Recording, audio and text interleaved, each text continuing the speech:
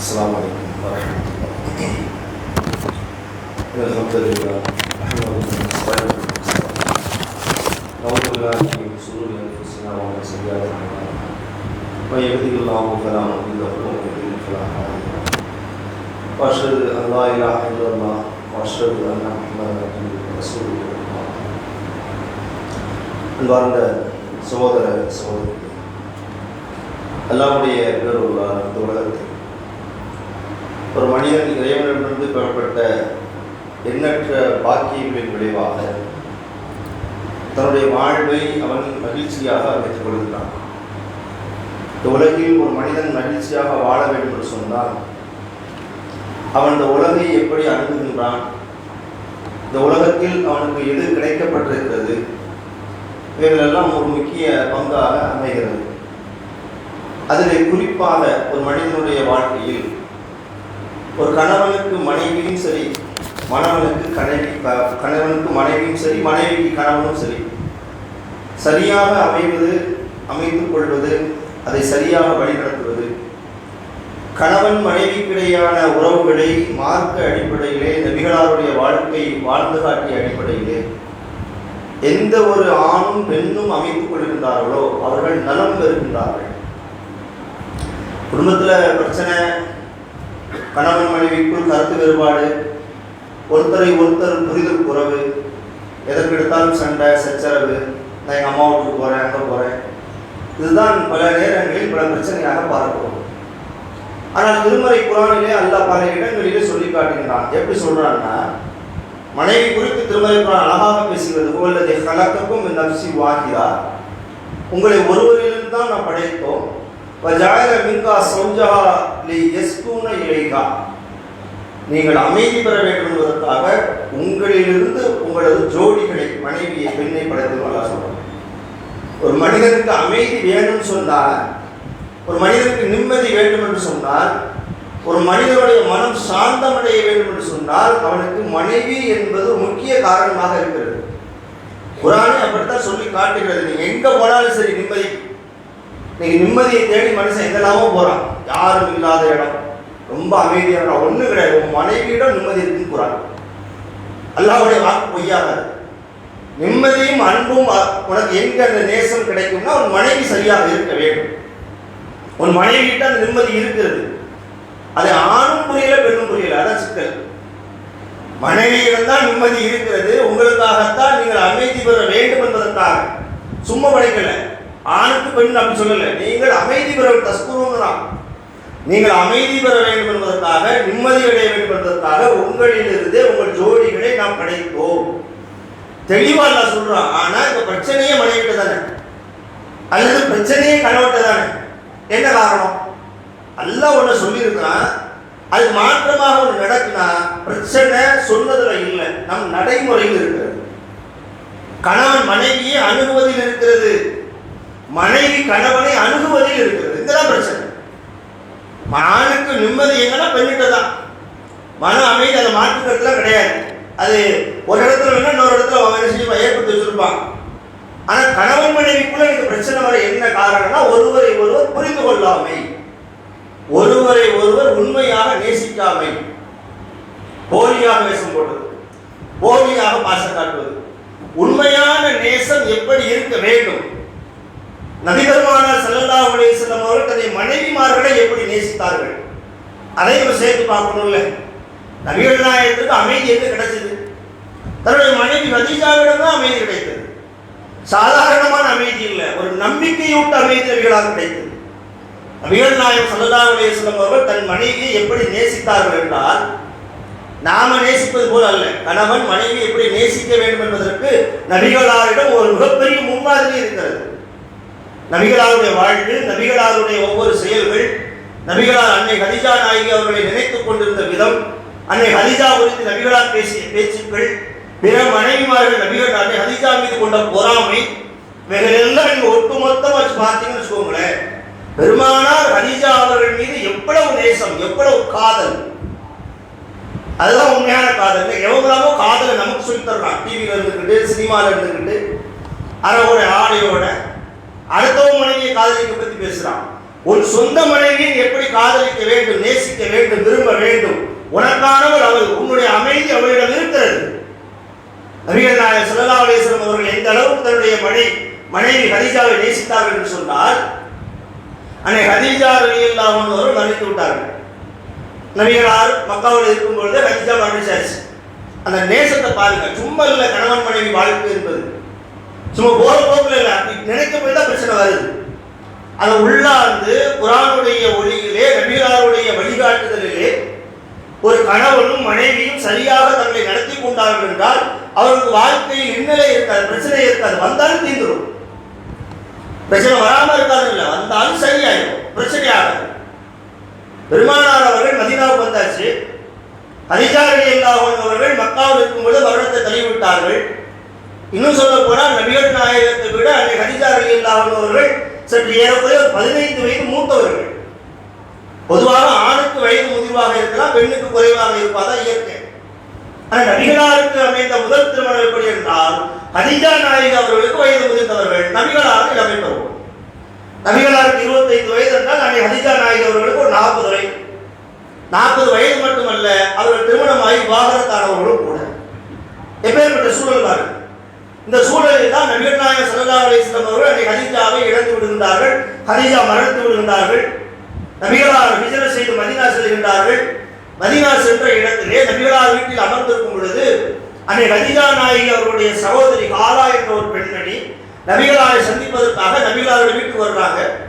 வந்து வெளியில் இருந்து அனுமதி கேட்கின்றார்கள். யாராவது இருந்தால் வீட்டுக்குள்ள செல்வதற்கு அனுமதி கேட்கணுமா வேண்டாமா? அப்ப இந்த ஹாலா என்ற பெண்மணி சலாம் சொல்லிவிட்டு வீட்டுக்குள் வரலாமா என்று அனுமதி கேட்கும் பொழுது வீட்டுக்குள்ள இருந்த நபிகளாருக்கு என்ன தோணுகிறது என்று சொன்னால், ஹாலா அவர்களும் ஹதீஜா அவர்களும் சகோதரிகள், இரண்டுவருடைய குரலும் ஓரளவு ஒத்து போகக்கூடிய குரல். நபிகளார் அன்னை ஹதீஜாவை இறந்து பல ஆண்டுகள் ஆகிவிட்டது. ஹதீஜாவுடைய சாயலிலே ஹாலாவுடைய குரல் இருக்கிறது. நபிகளாரை சலாம் சொல்லக்கூடிய அனுமதி கேட்கக்கூடிய ஹாலாவுடைய குரலை கேட்டு அண்ணன் நபி ஸல்லல்லாஹு அலைஹி வஸல்லம் துள்ளி குதிக்கின்றார்கள், பெருமகிழ்ச்சி அடைகின்றார்கள். ஏன் தெரியுமா? ஹதீஜாவே வந்து விட்டார்களோ என்று. எப்படி நேசிக்கிறாங்க பாருங்க. நபிகளாரை காதல் பாருங்க. நபிகளாரை விட்டு ஹதீஜா ரலியல்லாஹு அவர்கள் மரணித்த பிறகும் கூட, சில ஆண்டுகள் கழித்த பிறகும் கூட, மரணித்தவர் ஒருபோதும் திரும்ப வர முடியாது என்ற நிலையிலும் கூட இவைகளையெல்லாம் மறந்துவிட்ட நபிகள் நாயகம்.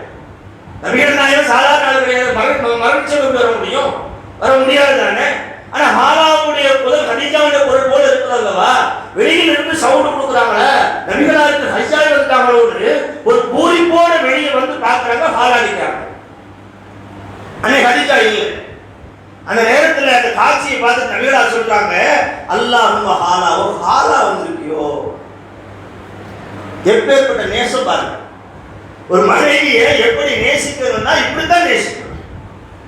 எப்படி காதலி? இப்படி காதலி. மரணிச்சாச்சு. நபிகளாருடைய உள்ளம் கவர்ந்தவர்கள் அன்னை ஹதீஜா அல்லவா? நபிகளாரை அவர்கள் எப்படி நேசித்தார்கள், நபிகளார் பதிலிருந்து எப்படி நேசித்தார்கள் என்பதை உணர்த்தும் ஒரு தருவாய் அல்லவா அந்த செய்தி. நம்ம எல்லாம் நினைப்போமா, இன்னைக்கு சேர்த்தா நாளைக்கு புது மாப்பிள்ளை பழமொழி கூட சொல்லுவோம், அப்படிதானே இருக்கிறார் பொதுவா. ஆனா பெருமானவருடைய எண்ணத்தை பாருங்க. தன்னை விட்டு போனாலும் கூட அவருடைய சகோதரி வர்றாரு, அவருடைய குரல் ஹதீஜாவுடைய குரலுக்கு ஒத்து போகிறது. ஹதீஜாவே வந்து விட்டது போல ஒரு பூரிப்பு, பார்த்த உடனே இல்லை என்பது ஒரு பரிதவிப்பு. இப்படி நேசிக்கிறாள் அல்ல. மனைவியை எப்படி நேசிக்கணும்னா, மனைவி மீது நீங்கள் எப்படி அன்பு செலுத்த வேண்டும் என்றால், மனைவியை நீங்கள் எப்படி பிரியமாக பார்க்க வேண்டும் என்று இஸ்லாம் சொல்லுகிறது என்றால் இது ஒரு உதாரணம். அது மட்டுமல்ல, நபிகளாருடைய அந்த நேசம் இருக்கு இல்லையா, அன்னை ஆயிஷா சித்திகா ரலியல்லாஹு சொல்றாங்க, அன்னை ஹதீஜா ரலியல்லாஹு அவர்கள் உயிரோடு இருக்கும் வரை நபிகளார் இன்னும் திருமணம் செய்யவே இல்லை. ஹதீஜா ரலியல்லாஹு ஒரே ஆண்பர் தான், அவங்க தான் இருந்தாங்க. அவர்கள் மரணத்துக்கு பிறகுதான் பல திருமணம் செஞ்சாங்க. அந்த பல திருமணத்தில் அந்த ஆயிஷா சித்திகா ரலியல்லாஹு அவர்கள் கன்னி பெண், பாக்கி எல்லாம் விதவை. அந்த ஆயிஷா சொல்றாங்க, அண்ணன் பெருமானார் விஷயத்தில் நான் ரொம்ப ரோசப்பட்டது யார் என்று கேட்டால் ஹதீஜா நாயகி தான். ஏன் தெரியுமா? அந்த குறைசி கிழவியை நினைத்து நபிகள் நாயகம் ஸல்லல்லாஹு அலைஹி வஸல்லம் அவர்கள் எதையாவது பேசிட்டே இருப்பாங்க. ஆயிஷா சொல்றாங்க, ஏன்னா ஆயிஷா ரலியல்லாஹு அன்ஹா ஒப்பிடும்போது அவங்க கிழவி தான். கழிஞ்சாச்சு. அதனால சுட்டி காட்டுறாங்க, அது கிழவி, குறைசி கிழவி, நாங்க தான் கண்டிப்பண்ணே இருக்கிறோமே, அப்படி என்ன அவர்கள் நீங்கள் கண்டீர்கள் என்று நாங்கள் ரோசப்படும் அளவிற்கு கதீஜாவை குறித்து நபிகளார் பேசிக்கொண்டே இருப்பார்கள். எந்த அளவுக்கு கதீஜாவை நபிகளார் நேசித்தார்கள் என்றால், எங்கள் வீட்டில் ஆடு மாடு ஒட்டகம் அறுக்கப்பட்டால் அந்த இறைச்சிகளை பங்கு வைப்பார்கள் அல்லவா, அந்த பங்குகளில் நபிகளார் என்ன செய்வாங்கன்னா, முதல்ல சில பங்குகளை பிரித்து கதீஜாவுடைய நண்பர்கள் இருப்பாங்கல்ல, கதீஜாவை எல்லாரும் இந்த மோதா போயாச்சு, அவங்களோட தோழிகள் இருப்பாங்கல்ல உயிரோடு இருக்கும் பொழுது, அவர்களுக்கெல்லாம் முதல்ல கொடு, கதீஜாவுக்கு கொடுத்தது போல. எவ்வளவு பெரிய நேசம் பாருங்க. நபிகளார் மனைவியை நாம் எப்படி நேசிக்க வேண்டும், எப்படி பிரியப்பட வேண்டும், மனைவியிடம் எப்படி அமைதி பெற்றார்கள் அதையும் பார்க்கணும்.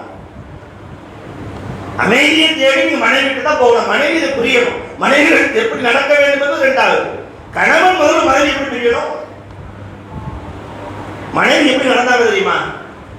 நபிகளார் கதீஜாவை நேசித்தது மட்டுமல்ல, கதீஜா ரலியல்லாஹு அவர்கள் நபிகளாரை எப்படி நேசித்தார்கள், இதையெல்லாம் இன்னைக்கு விட்டுட்டு இந்த சமுதாயம் வாழ்க்கைக்கு உதாரணமாக நடிகர் யாரு, நடிகை யாரு, அவங்க வாழ்க்கை எப்படி இருக்கு, அவன் என்ன சொல்றான், ஒண்ணும் கிடையாது, இங்க வாங்குறேன். கணவன் மனைவியுடைய அன்பு அரவணைப்பு எப்படி வாழ வேண்டும், எப்படி நேசிக்க வேண்டும், அந்த நேசத்தில் எப்படி போலி இருக்கக்கூடாது, உண்மை இருக்க வேண்டும், அன்பு வெளிப்பட வேண்டும், காதல் வெளிப்பட வேண்டும், ஒருவரை ஒருவர் அரவணைக்க வேண்டும், ஒருவருக்கு துன்பம் என்றால் இன்னொருவர் அதற்கு பரிகாரமாக இருக்க வேண்டும். இது எல்லா நபிகளாரோடும் அன்னை கதீஜாவோடு நபி ஸல்லல்லாஹு அலைஹி வஸல்லம் அவர்கள் கிராமங்களில் இருக்கிறாங்க. அங்க நடந்த செய்திகள்லாம் நமக்கு தெரியும். ஜிப்ரீல் வர்றாங்க, போத சொல்றாங்க, படபடப்போட வர்றாங்க. நேரா நபிகள் நாயகத்தினுடைய அந்த மூளையை பாருங்க, தனக்கு ஒரு பிரச்சனை ஏற்பட்டது, ஆபத்து ஏற்பட்டது, தனக்கு ஒரு புகழிட வேண்டும், தனக்கு ஒரு ஆதரவு வேண்டும் என்று யாரையும் போகல, என் மனைவியை நாடி நான் சொல்லுகின்றேன், இவர்தான் மனைவியாக இருந்தார். நமக்கெல்லாம் பிரச்சனை என்ன செய்வோம், நண்பர்கள்ட்ட போவோம், இல்ல ஜமா தலைவர்கிட்ட போவோம். நபிகளார் பிரச்சனை என்ற போது முதல்ல அணுகிற இடம் மனைவி. ஏன்? மனைவி நம்பிக்கையாளராக இருந்தார். கணவன் எப்படி நேசித்தார் ஒரு பக்கம், கணவன் நேசிக்கப்படக்கூடிய அளவுக்கு மனைவி எப்படி இருந்தாங்க அது இன்னொரு பக்கம். ரெண்டையும் ஒரு மனிதன் எடுத்துக்கொண்டால் அவருடைய வாழ்வு எப்படி வளர்ப்படும், அழகிய வாழ்வு, சந்தோஷமான வாழ்வு, மகிழ்ச்சியான வாழ்வு, கணவன் மனைவிக்கு இடையில் பிணக்கு இல்லாமல் இருவரும் சேர்ந்து வாழக்கூடிய வாழ்வு, ஒருவரை இழந்தால் மற்றொருவர் அவரை நினைக்கக்கூடிய வாழ்வு. ஏதோ வாழ்ந்தோம் அப்படி இல்லை. கதீஜா ரலியல்லாஹு அவர்களை நபிகளார் உயிருடன் இருக்கும் வரை நினைக்கிறார்களே. கதீஜாவும் அப்படி நடந்து கொண்டாங்க. அன்னை கதீஜா ரலியல்லாஹு பெரிய சீமாட்டி, செல்வம் உடையவங்க. நபிகள் நாயகம் ஸல்லல்லாஹு அலைஹி வஸல்லம் அவர்கள் கதீஜாவிடம் வேலை பார்த்த ஒரு வேலையாள். கதீஜா ரலியல்லாஹு அவர்கள் ஒரு வேலைக்காரன் என்று கூட பார்க்காமல் தனது கணவனாக வரக்கூடிய தகுதி நபிகளாரிடம் இருந்தது. அப்போ ஒரு நபியும் கிடையாது. என்னத்தை கண்டார்? உண்மை, நேர்மை, உழைப்பு. நபிகளாரை கதீஜா ரலியல்லாஹு திருமணம் செய்யும் பொழுது நபிகளாரு இறை தூதராக ஆகல. ஆனா அவங்க கதீஜா தேர்வு செய்தாங்க, பெரிய செல்வ சீமாட்டி. ஏன் தேர்வு செய்தாங்க? நபிகளாரிடம் கண்ட நேர்மை, உழைப்பு, உண்மை, எந்த கெட்ட பழக்கமும் இல்லாமை, அதற்காகவே தேர்வு செய்தாங்க. யார்? ஒரு செல்வ சீமாட்டி தன்னுடைய வேலை செய்யக்கூடிய பணியாளை தேர்வு செய்யறாங்க. நடக்குமா அது?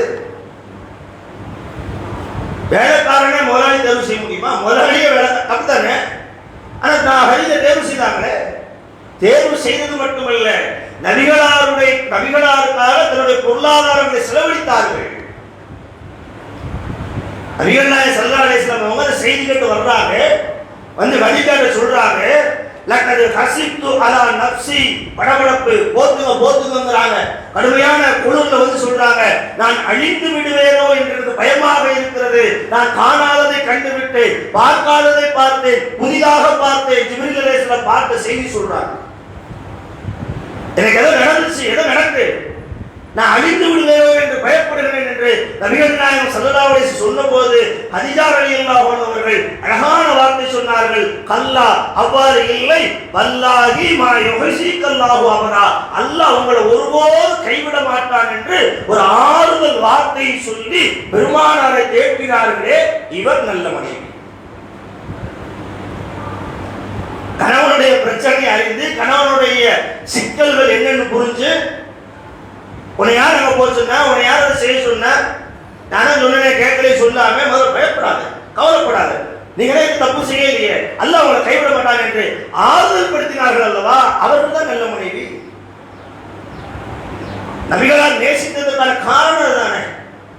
அன்னைக்கு அதிகாரிகள் இல்லாமல் நபிகளால் ஏன் நேசிக்கிறார்கள், ஏன் பேசிக்கொண்டே இருக்கின்றார்கள், ஏன் நபிகளால் ஹதீஜாவுடைய செவிகளில் கூட, காதிலும் வார்த்தைகளில் கூட ஹதீஜாவாக இருந்து விடுமோ என்ற ஒரு ஆசைப்படக்கூடிய அளவுக்கு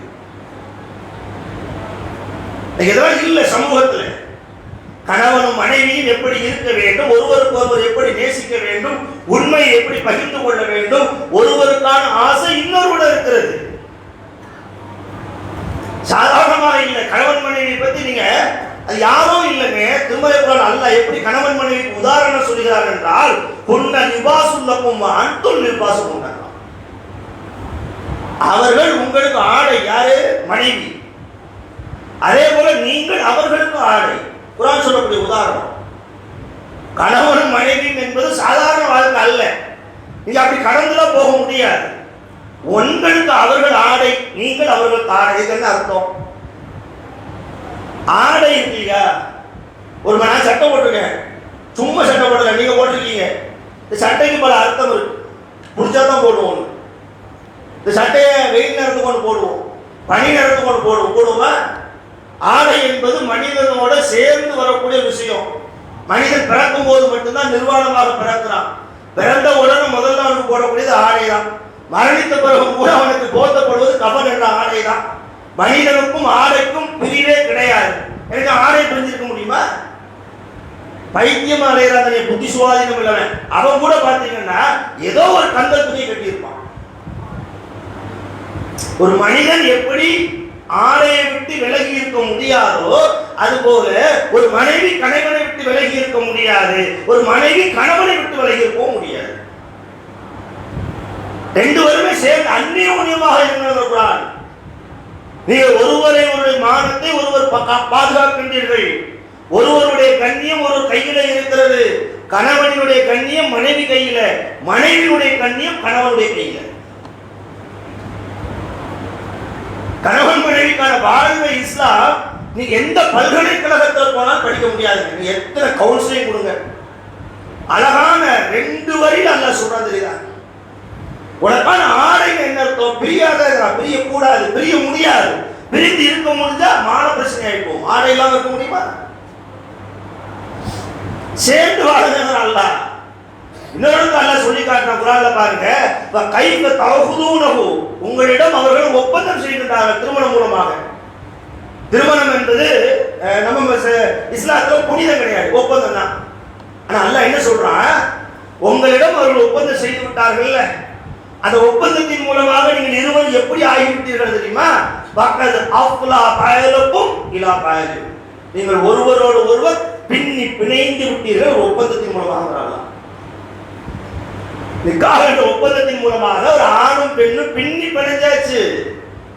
நீங்க இல்லாம அவங்க இல்ல, அவங்க இல்லாம நீங்க இல்ல, 2 பேரும் ஒன்றோடு ஒன்று கலந்து விட்டீர்கள் என்றால் உங்களுடைய வாழ்வு எப்படி இருக்க வேண்டும், மகிழ்ச்சி எப்படி இருக்க வேண்டும்?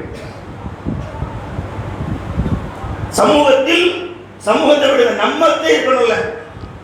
கணவன் மனைவியிடம் மனவிட்டு பேசுவது, மனைவி கணவனிடம் மனவிட்டு பேசுவது, ஒருவரை ஒருவர் நம்புவது, ரகசியங்களை பரிமாறிக்கொள்வது,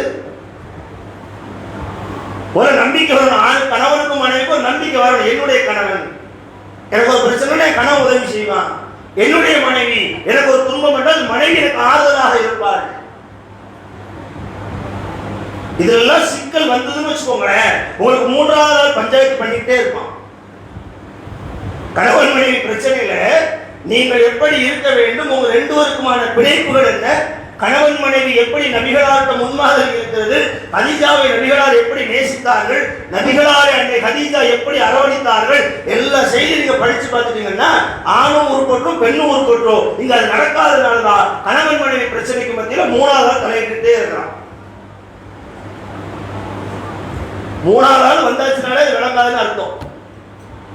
கணவன் மனைவி விஷயத்துல 3வது ஆளுக்கு என்ன அவசியம் இருக்கு, என்ன தேவை இருக்கிறது? 3வது நாள் வந்தாச்சா அது முடிஞ்சுது, என்னத்தை சேர்த்தாலும் சரி. ஏன் வரக்கூடாது? வர வேண்டிய அவசியம் இல்லையே, புரிந்து கொள்ளுங்க. திருமணம் ஒருவேளை பிடிக்கலன்னா நிக்காஹ் பண்ணிடு, பிடிக்காம வாழாதான் தலாக் சொல்லிடு. கணவன் மனைவி பிடிக்காம வாழக்கூடாது. நானும் அவரும் கணவன் மனைவி தான், ஆனால் அவருக்கு நான் பேசிக்கிட்டே இல்லை. இது வாழ்க்கையா? இது குரான் ஆதாரம் இருக்கா? ஹதீஸ் ஆதாரம் இருக்கா? அது ஒன்று சேர்ந்து வாழு, ஒருவரை ஒருவர் நம்பு, ஒருவருக்கு ஒருவர் பிரச்சனைகளுக்கு உதவி கொள்ளுங்க, உண்மையான காதலை வெளிப்படுத்துங்க, அன்பை வெளிப்படுத்துங்க, சமூகத்தில் கணவன் மனைவியாக அடையாளப்படுங்க. இல்லையா இஸ்லாம் சொன்னது போல தலாக் என்ற விஷயத்தின் மூலமாக பிரிந்து உங்களுக்கு வேறு யாரோடு மனம் ஒத்து போகிறதோ அங்கவே சேர்ந்தது. அதனால்தான் புனிதம் சொல்ற திருமணத்தை ஒப்பந்தம் சொன்னது காரணம் என்ன? சில நேரங்களில் பிடிக்காத 2 மனங்கள் சேர்ந்துடும். 2 மனம் சேரணும், சேர்ந்து ஒன்னோட ஒன்று சேர்ந்து சேரல, என்ன செய்யறது? சேராம வாழ்றதா? அப்படி ஓட்டுறதா? நீங்க அப்படி சொல்றா, கல்லானாலும் கணவன் புல்லானாலும் புருஷன் ஒண்ணும் கிடையாது. கல்லுக்கு புல்லுக்கெல்லாம் கொண்டாட்டி புருஷன் இருக்க முடியாது. நீங்கள் மனிதர்கள், நீங்கள் உணர்வுடையவர்கள், நீங்கள் ஒரு அன்பை எதிர்பார்க்கக்கூடியவர்கள், நீங்கள் ஒரு நம்பிக்கையை வெளிப்படுத்தக்கூடியவர்கள். உங்களுக்கு ஒரு நம்பிக்கையான மனைவி தேவை, ஒரு மனைவிக்கு ஒரு நம்பிக்கையான கணவன் தேவை. இருவருடைய மனமும் ஒத்துப்போக வேண்டும், ஒன்று கலக்க வேண்டும். நபிகளார் கதீஜா நாயகி விரும்பியது போல நீங்கள் உங்கள் மனைவியை விரும்பணும். கதீஜா நாயகி நபிகள் நாயகத்துக்கு ஆதரவாக இருந்தது போல உங்கள் மனைவி உங்களுக்கு இதெல்லாம் பார்ப்போம்.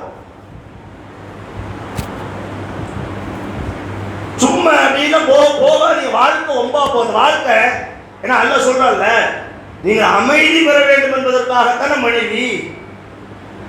மனைவி எப்படி இருக்கணும்? சொன்னது படி இருக்கணும்ல, கணவன் அப்படி இருக்கணும்ல. அப்படி இல்லைன்னா 2 பேரும் வாழ்க்கையும் ஒம்பா போகும்ல. 2 பேருக்குமே என்ன ஆகும்னா சிக்கல் வந்துடும். இவனும் நிம்மதியா இருக்க மாட்டான், மனைவி நிம்மதியா இருக்க மாட்டாங்க. இவங்க 2 பிரச்சனையில பிள்ளைங்க நாசமா போகும். அத்தா பேச்ச கேட்கவா, அம்மா பேச்ச கேட்கவா, அது சரியா இது சரியா, கணவன் ஒன்று சொல்லுவாரு, மனைவி ஒன்று சொல்லுவாரு, ஒருத்தருக்கு ஒருத்தர் போட்டிக்கு சொல்லுவாங்க. அவர் ஒரு பள்ளிக்கூடத்தில் சேர்ப்பாரு, மனைவி போட்டிக்கு இன்னொரு. என்ன ஆகும் வாழ்க்கை? இதை விட்டு தொலைகிற தலாக்கு வச்சிருக்கு. தலாக்கு போகக்கூடாது, மனசு சரி செய்யணும். முடியலைன்னா என்ன செய்யறது? அப்ப எனக்கு சேர்ந்துதான் வாழணும். சேர்ந்துனா எப்படி வாழணும்? போலியாக வாழக்கூடாது, உண்மையாக வாழுங்கள். நபிகளாரை போல உண்மையான அன்பை வெளிப்படுத்துங்கள். நபிகள் நாயகம் ஸல்லல்லாஹு அலைஹி வஸல்லம் அவர்கள் மனைவி எப்படி நேசிச்சாங்க? மனைவிமார்கள் கணவனை நேசித்தது இல்லையா?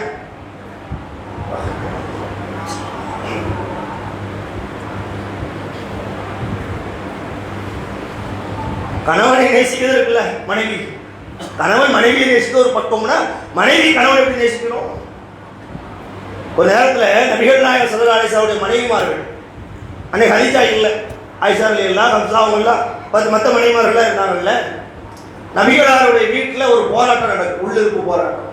என்ன கேட்குறாங்கன்னா, நபிகள் நாயகத்தை செலவு அதிகப்படுத்துவதற்கு செலவினம் கொடுங்க. ஏன்னா கஷ்டத்துல ஓடிச்சு வாழ்க்கை, நம்மள மாதிரி சாப்பாடுலாம் கிடையாது. ஆனால் ஆயிஷா சித்திகா பல நேரங்களில் சொல்லுவாங்க, நாங்கள் 3 நேரம் தொடர்ச்சியாக சாப்பிட்டதே கிடையாது, அடுப்பு 10 வருஷமே கிடையாது.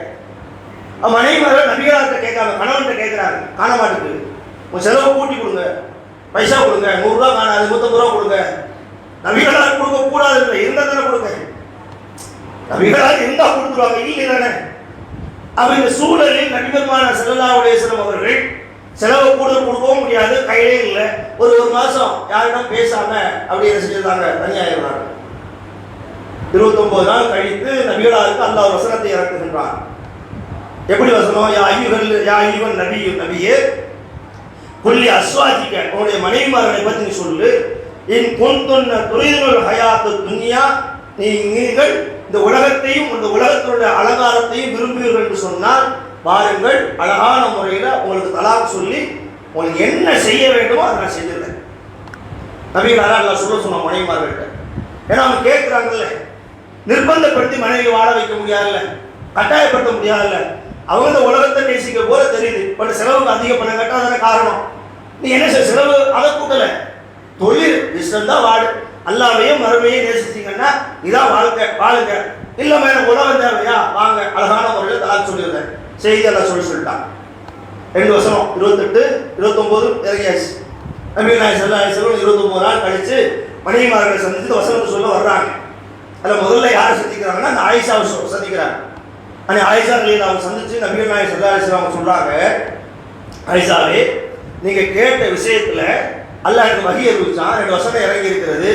அந்த 2 வசனத்தை நான் சொல்லி காட்ட போறேன். ஆனால் அந்த வசனத்தின் மூலமாக நீங்க ஒரு முடிவெடுக்க வேண்டும்.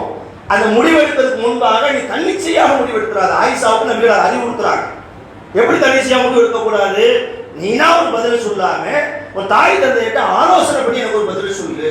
நபிகளா சொல்லக்கூடிய வார்த்தை. ஏன் அப்படி சொல்றாங்கன்னா, இந்த வசனம் அவங்களுக்கு விடுதலை கொடுக்கப்பட்டு சுதந்திரமாக்கப்பட்டு விட்டது. அவங்க விரும்பியதை அந்த மனைவிமார்கள் தேர்வு செய்யலாம்னு அல்லாஹ் சொல்லிட்டான். சொன்னதன் காரணமாக தன்னை விட்டு ஆயிஷா போயிடுவாங்களோ என்ற ஒரு அச்சம் நபிகளா இருக்கு. ஏன்னா நபிகள் நாயகம் ஸல்லல்லாஹு அலைஹி வஸல்லம் அவங்க அன்னைக்கு ஹதீஜாவை நேசித்தது போல ஆயிஷா ரலியல்லாஹுவை நேசிச்சாங்க. அவங்க மீது பாசம் காட்டினாங்க. ஆனா சுதந்திரம் இஸ்லாம் கொடுத்துச்சு, இருக்குன்னா இருங்க, போனா போங்க, என்ன வேணாலும் செய்யலாம் அப்படிங்கிற வசனத்தை அதில் இறக்கிட்டான். இப்போ ஆயிஷா ரலியல்லாஹு சொல்றாங்க, சரி நான் கேட்டுக்கிறேன், முதல்ல வசனத்தை சொல்லுங்க. வசனத்தை சொல்லுங்க. நபிகள் நாயகம் ஸல்லல்லாஹு அலைஹி வஸல்லம் 2 வசனத்தை சொல்றாங்க. நீங்க என்னோட வாழணும்னா வாழலாம், வாழ இஷ்டம் இல்லைன்னா நம்ம பிரிஞ்சு போயிடலாம். நீங்க என்ன வேணாலும் முடிவெடுக்க உரிமை உங்களுக்கு இருக்கு. ஆனா அல்லாஹ்வையும் மறுமையும் ஆகிரத்தை நம்புவதாக இருந்தா அங்க கிடைக்கக்கூடியதை நீங்க என்ன செய்ய முடிவெடுத்துக்கோங்க. நபிகள் நாயகம் சொன்ன உடனே ஆயிஷா ஒரு மனைவியாக கணவனை எப்படி புரிஞ்சுக்கிறாங்க பாருங்க, எப்படி நேசிக்கிறாங்க பாருங்க. மனைவி எப்படி இருக்கணும், கணவன் எப்படி நேசிக்கணும், இப்படிதான் நேசிக்கணும். இந்த வசனத்தை சொன்ன உடனே ஆயிஷா ரலியல்லாஹு சொல்றாங்க, ஐயாதா அஸ்தக்பிரு அபவை, அல்லாஹ்வுடைய தூதரே இந்த விஷயத்திற்காக நான் எதற்கு என்னுடைய பெற்றோரிடம் ஆலோசனை செய்ய வேண்டும்? அல்லாஹ் சுதந்திரம் கொடுத்ததுனால நான் பெரும் நினைக்கிறீங்களா?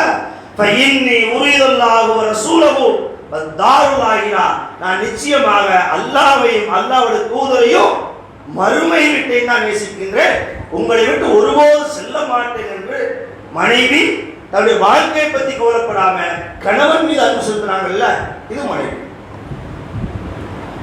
எல்லாத்தையும் சேர்த்து பாருங்க, கணவனும் அப்படி இருக்கணும், மனைவியும் இப்படி இருக்கணும். கணவனும் மனைவியும் சரியாக இருந்தால்தான் அந்த வாழ்வு பலப்படும். அந்த வாழ்வு நல்ல வாழ்வாக இருக்கும். அந்த வாழ்வு குழந்தைகளுக்கான வாழ்வாக இருக்கும். அந்த வாழ்வு திருமறை குர்ஆன் சொல்வது போல ஒரு கணவனுக்கு மனைவியிடத்தில் அமைதி பெறக்கூடிய வாழ்வாக இருக்கும். இதெல்லாம் சரி செய்வதற்கு உங்களுக்கு எந்த உளவியல் நிபுணரும் தேவையில்லை, மனோதத்துவ டாக்டரும் தேவையில்லை, 3வது ஆளை எவனும் பஞ்சாயத்து பெற வேண்டிய அவசியமும் இல்லை. உண்மையாக உங்கள் மனைவி நீங்கள் நேசியுங்கள், நிச்சயமாக உங்கள் மனைவி உங்களை நேசிக்க பழகிடுவாங்க. சிக்கலாக வருது, ஓம் பொண்டாட்டி நீ காதலினா அது நடக்கவே நடக்காது. அது எப்படி பிறகு அவன் காதல் இருப்பா? சேத்தான மக்கள் முதல்ல நீ என்ன செய்யணும்னா, ஆண்கள் மனைவியை அன்பாக மனைவி தானே நபிகளாக அன்பு வெளிப்படுத்துங்க, அவங்களை நேசி, அவர்களும் பதிலுக்கு உங்களை நேசிப்பார்கள். நீங்கள் அவர்களை நேசிக்கும் பொழுது அவர்கள் உங்களை நேசிக்கக்கூடிய அந்த 2ம் சரியாக ஆகிவிட்டது என்றால் உங்கள் வாழ்வு வளம் வரும், மகிழ்ச்சியும் உங்களுக்கான அமைதியாக மனைவி உங்களுக்கு நிச்சயமாக எப்போது இருந்து கொண்டிருப்பார்கள். இதை நாம் மார்க்க ரீதியாக எடுத்துக்கொண்டால் நாம் எதையும் ஈகோ பிரச்சனை அதெல்லாம் புறத்தள்ளிடுவோம். ஏன்னா ஈகோ பெரிய விஷயமா இருக்கும். மார்க்கம் ரசூல் சொன்னாங்க, திருமறை குர்ஆன் சொல்லியிருக்கு, நான் இப்படித்தான் நடக்கணும் என்று உங்கள் மனதை நீங்கள் சரி செய்தால் எல்லா வகையிலும் அல்லாஹ் சொல்லக்கூடிய நலம் பெறக்கூடிய வாழ்வை நாம் நினைச்சலாம், மேலும் தொடரலாம். அத்தகைய பாக்கியம் பெற்றவர்கள் அனைவரையும் பாக்கியாக வேண்டும் என்று செய்து வாழ்க்கை